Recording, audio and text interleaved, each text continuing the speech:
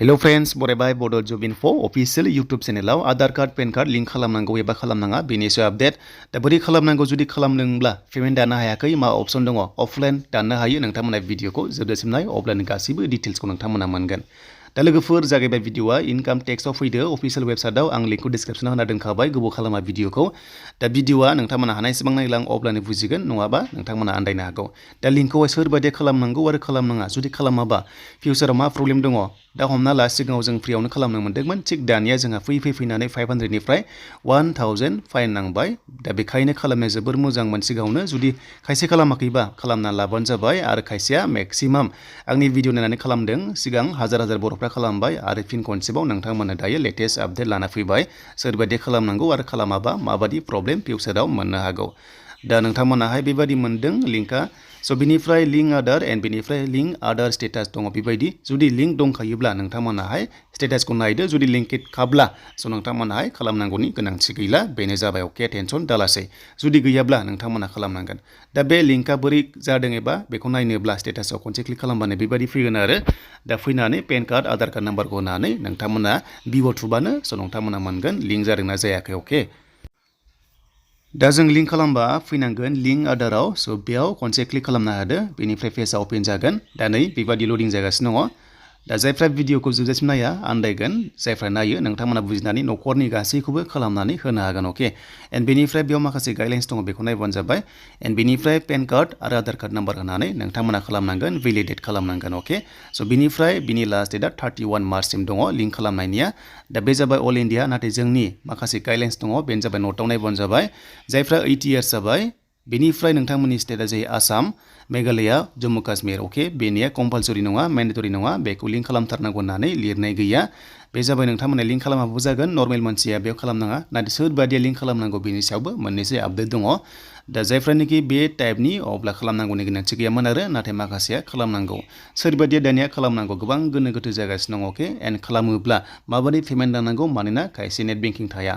and बेनिफ्राय जाहैबाय खोथाया जायफ्रानोखि जब मावगासिनो दङ अके हमना ला जब हल्डार अके जब हल्डार बेनिफ्राय बिजनेसमेन एबा गुबुन ट्रेन्जेकसन खालामो गिदिर एमाउन्ट खालामो दा जब हल्डारबो हमना ला टेक्स पेयार जायो बेनिफ्राय बिजनेसमेनाबो टेक्स पेयार जायो एमाउन्टआ बुरजा सोयो बा मोनो एन्ड बेनिफ्राय खायसे 10% टेक्स होबाय थायो जास्ट एग्जाम्पल आंनि 10% दानबाय थायो पार मान्थ दानबाय थायो अके हमना ला स' नोंथांमोना बेबादि दानो अके हमना ला नोंनि सेलारिनि सायाव एन्ड बेनिफ्राय जुदि लिंक खालामाबा नोंनि एकाउन्टआव ट्रेन्जेकसना अनलि 10,000 जागोन बायदि होनना खोनादों सर्सनिफ्राय एबा 10,000ल' बख'नो हानाय सोनो हानाय बायदि खोनादों बेखायनो जाहाथे बे 1,000खौ पे खालामनानै जायफ्रा जब मावगासिनो दं नोंथांमोना लिंक खालामनाया जोबोर इम्परटेन्ट होननानै आं सानो आरो लोगोसे 10% टेक्स पेयार हमना ला गोबां जब मावग्रा थायो जेरै पिएफ एबा टिडिएस स' नोंथांमोना मिथिगौ टेक्स डिडक्सन सर्स होनना बुंनाय जायो टिडिएसखौहाय मोनफिनो 1 इयारावहाय दा फाइनान्सियेल इयारा जोबनाय लोगो लोगो एप्रिलावहाय एप्लाइ खालामनो हायो अब्ला स' नोंथांमोना जुदि पिएफ मोनो बा टिडिएस मोनो अब्ला पेन आधारा लिंक नांथारगौ जुदि बे लिंक गैयाबा नोंथांमोना क्लेम खालामनो हाया आरो बे रांखौहाय नोंथांमोना मोनफिननो हाया अके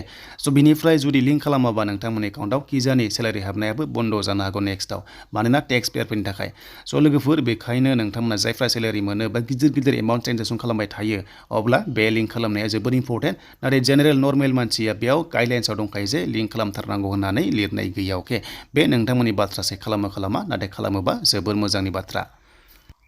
स' बिनिफ्राय दायो जों लिंक खालामसै आरो लिंक खालामबा माबादि प्रसेसआव खालामो आरो बिनि लास्ट डेटआ 31 मार्चसिम थागोन लिंक खालामनायनिया दा बेखौ अल इन्डियानि थाखाय होदों आरो नाथाय मिथिखाबाय आसाम स्टेट मेघालया टेनसन लानांगौ गोनांथि गैयामोन सिगांबो दंखायोमोन नाथाय दायो आसामनि जानानैबो जों 1000 पे खालामनांगौनि गोनांथि फैबाय एबा फ्रियावनो जायाखै खालामथारनांगौ जों 1000 पे खालामनांगोन दा बेखायनो बेयाव पेन कार्ड आधार कार्ड नाम्बारखौ होनानै भेलिडेट थुना होदो स' गाहायाव थुबाय आङो देन बेयाव थुनाय लोगो लोगो गाइडलाइन्स फैगोन स' बेखौ नोंथांमोना जाहाथे नायो एन्ड कन्टिनिउआव थुना होदो स' कन्टिनिउआव थुनाय लोगो लोगो बेबायदि खनसेबाव पेन कार्ड नाम्बारखौ नोंथांमोना बे मोननैयावबो होनांगोन एन्ड बेनिफ्राय मबाइल नाम्बारखौ बेयाव एन्टार खालामना होदो जाहाथे नोंथांनाव अटिपि फैयो आरो बे अटिपिआ 15 मिनिट्स टाइम लायो बेनि गेजेराव नोंथांमोना भेरिफाइ खालामनांगौ दा जोङो कन्टिनिउ थुबाय मबाइल नाम्बार होनानै पेन कार्ड नाम्बार होनानै दा बेयाव थुनाय लोगो लोगो पेजआ लडिं जाबावसिगोन स' नोंथांमोना भिडिअखौ लासैनो नायलांबाय था अब्लानो बुजिनानै गावनि फेमिलिखौहाय खालामना होनो हागोन मबाइलावनो खालामनो हायो स' न'आव थानानै नोंथांमोना मोनगोन एन्ड बेनिफ्राय लिंक खालामनो हागोन दा जोङो बेवहाय गाइडलाइन्स दङ बेखौ जोङो कनफार्म खालामनांगोन दा जोङो बेयाव अके खालामना होनसै देन अके खालामनाय लोगो लोगो नोंनि मबाइल नाम्बारावहाय अटिपि थांगोन एन्ड बे अटिपिआ 15 मिनिट्स थायो एन्ड बेनिफ्राय कन्टिनिउआव नोंथांमोना थुना होदो दायो जोङो कन्टिनिउ थुनसै एन्ड बेनिफ्राय लडिं जागोन देन बेनिफ्राय यु हेभ सक्सेसफुलि ओंखारबाय देन बेनिफ्राय बेयाव नोंनि नाम बेनिफ्राय पेन नाम्बार थाबाय स' बेखौ आं ब्लार खालामबाय एन्ड कन्टिनिउ नोंथांमोनहा थुना होदो दा कन्टिनिउ थुनाय लोगो लोगो जोंहा नेक्स्ट पेजाव थांसिगोनलाय नेक्स्ट स्टेजावहाय देन बेयाव लडिं जाबाय दा फार्स्टनि अपसन इनकाम टेक्सआवनो नोंथांमोना रिड मराव लाङोब्ला फरायजोबनो हागोन गाइडलाइन्सखौहाय बाट जोंनो बेखौ नांला डाइरेक्ट प्रसिडआव नोंथांमोना थुना होदो दा गाहायाव मोनसे प्रसिड दङ बेयाव थुनाय लोगो लोगोनो जोंहा नेक्स्ट पेजाव थांनो हासिगोन एन्ड बेनिफ्राय एसेसमेन्ट इयार ओंखारबाय 2023 एन्ड 24 होनांगोन बेखौ देन बेयाव होदो एन्ड बेनिफ्राय टाइप अफ पेमेन्टआव नोंथांमोना फार्स्टनि अपसन आदार्सआवनो होना होदो स' बेयाव होनाय लोगो लोगो गाहायाव कन्टिनिउ मोन्दों बेयाव फिन खनसेबाव थुना होबावदो देन बेखौ मोजां नायबानो जाबाय बेयाव थुनाय लोगो लोगो जोंहा नेक्स्टआव थांनो हासिगोनलाय दा बेयाव आं थुबाय एन्ड बेनिफ्राय स्टेप 1 थांबाय एन्ड स्टेप 2 फैबाय दा बेयाव नै 00 ओंखारदों नाथाय सिगाङाव 0 जोबमोन नाथाय लास्टआव ओंखारबाय आदार्सआव 1000 जों बेखौ होखाथारनांसिगोन आसामनिब्लाबो आसाम मेघालयाबाबो होनांसिगोन एन्ड बेनिफ्राय कन्टिनिउ नोंथांमोना थुना बावदो एन्ड स्टेप 2 थांबाय 3 फैबाय दानिया दा बेयाव नोंथांमोना पेमेन्ट अपसन फैसिगोन दा पेमेन्ट अपसना अनलाइन एबा अफलाइन जायो मोनब्रै अपसन दङ के नेट बेंकिं दङ डेबिट कार्ड दङ बेनिफ्राय पे एट बेंक काउन्टार दङ आरो मोनसे जाबाय आरटिजिएस दङ के दा जोंनि अपसना नेट बेंकिं एबा डेबिट कार्ड गैयाब्ला आरो जों बेयाव थांनानैबो जों पेमेन्टखौ दाननो हायो चालान दाननो हायो अफलाइन हिसाबै अके देन बेनिफ्राय जुदि जोङो पे एट बेंकआव लाङोबा नोंथांमोना नै बेबायदि अपसन मोनो दा केस नोंथांमोना सेलेक्ट खालामनांगोन आरो जों केस सोगोन नालाय चेक नङा जों केसआव सेलेक्ट खालामनानै सेलेक्ट खालामदो बे बक्सआव मा बेंकआव नोङो बेखौ दाननो सानदों चालानखौहाय अफलाइन हिसाबै गोबां बेंक दङ नाथाय एसबिआई गैया दे दा नोंथांमोना सेन्ट्रेल बेंक अफ इन्डिया होनो हायो इउक' बेंक होनो हायो आइसिआइसि बेंक होनो हायो दा नोंथांनि खाथिनि सायाव बे थाबाय हमना ला आंना साप'ज एग्जाम्पल आंना जुदि सेन्ट्रेल बेंक दङब्ला खाथियाव आं बेयाव नोंथांमोननि थाखाय दानना होनो हाबाय स' बेनिफ्राय एटिएमजों दानोबा नोंथांमोना डेबिट कार्डआव थुनाय लोगो लोगो बेंकआ अनलि मोनब्रैल' दङ कानारा दङ आइसिआइसि दङ इन्डियान बेंक दङ एन्ड बेनिफ्राय पान्जाब दङ स' बेखायनो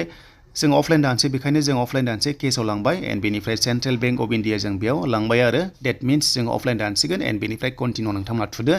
एन्ड कन्टिनिउ थुनाय लोगो लोगो पेमेन्ट दानायनि अपसन फैसिगोन बेनो जाबाय अफलाइन हिसाबै एन्ड पेमेन्ट डिटेल्सखौ नोंथांमोना जाहाथे बेखौ स्क्रिनशट लाखायो बा नोंथांमोना बेखौहाय प्रिन्ट खालामना लाबानो जाबाय एन्ड जों मोनखागोन फर्मखौहाय दा जों फिन खनसेबाव जों गाहायाव कन्टिनिउ मोन्दोंना बेयाव खनसे क्लिक खालामना होदो देन खालामनाय लोगो लोगो नोंथांमोना बेंकआव दानोबा दानिया अफलाइन चालान दानसिगोन बेखायनो डाउनलड चालान फर्मआवहाय खनसे क्लिक खालामना होबानो जोङो अफलाइन पेमेन्ट दाननो हासिगोन आरो पेमेन्ट दानखांनायनि उनाव जों सानसेनि गेजेराव एबा साननैनि गेजेराव जोङो लिंक खालामनो हानायनि अपसनखौ मोनगोन अके